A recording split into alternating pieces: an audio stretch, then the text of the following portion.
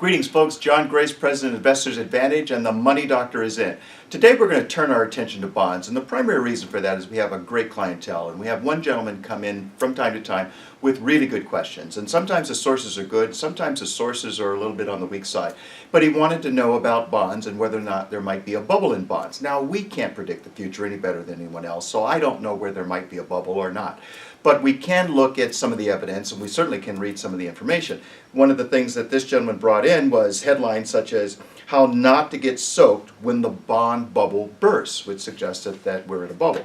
We're going to look at bubbles a little closely because we think that you'll find, as we have, thanks to the research that we've been paying for since 1999, that a lot of times people are so emotionally attached, the ego's attached, their money's attached, that they don't never see that the bubble is bursting right before their very eyes because we're all in the throes of it. It's kind of like so satisfying, and it's got to reach new highs. All trees grow to the sky, right? And we're in the middle of that. We don't see that there could be some headline risk here or some headwinds that could interrupt this particular path. So if we look back at some of the markets since 1984, at the various bubbles, we see that there are several. You might look at the first two with Japan, both in terms of the Nikkei and the real estate, that there were two bubbles that were quite high.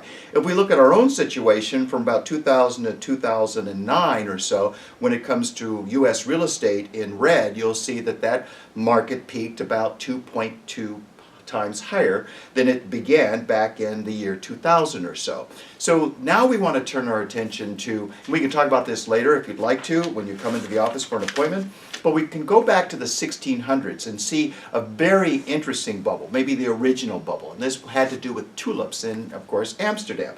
And what you'll see here is, first of all, a very interesting peak.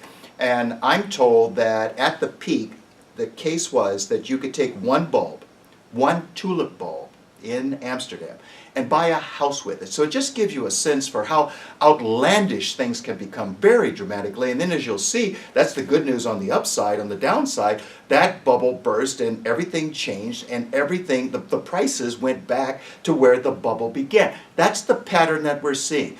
Bubbles tend to peak, and then there is a retraction, and the prices seem to revert back to where the bubble began. We see that over and over and over again, and if you'll study that first chart, or the last chart we were just looking at, you'll see 5 or 6 different examples of bubbles peaking, and then you don't see the ending, but if we look at this chart, we can see where these bubbles may end up a whole lot worse than we ever imagined. Now, this may remind you of Psych 101, Psychology 101, back when you were in college. And you might ask, we're asking the question here, what is this? Does this look familiar?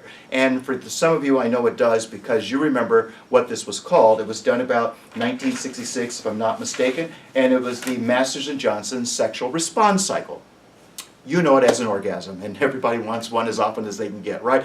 But notice these peaks are very, just remarkably similar. In other words, it's a great run-up, and then it's a decline, and it's over. So what we suggested to this gentleman with the bond portfolio, and this would be my prescription for you at this particular time, is look for active management strategies. No matter whether you're investing in real estate, or gold, or the stock market, or bonds, look for active management strategies. They may increase the fees to some extent, but what they effectively do is take the money off the table in a bad year and put that money back on the table in risky assets in a good year. Watching your portfolio daily, we think, is a lot better than hold and hope that the peaks are going to recover or that we might get back to even. We're trying to do everything we can to minimize the participation in a bad market. That would be my prescription for you at this particular time. The Money Doctor is out.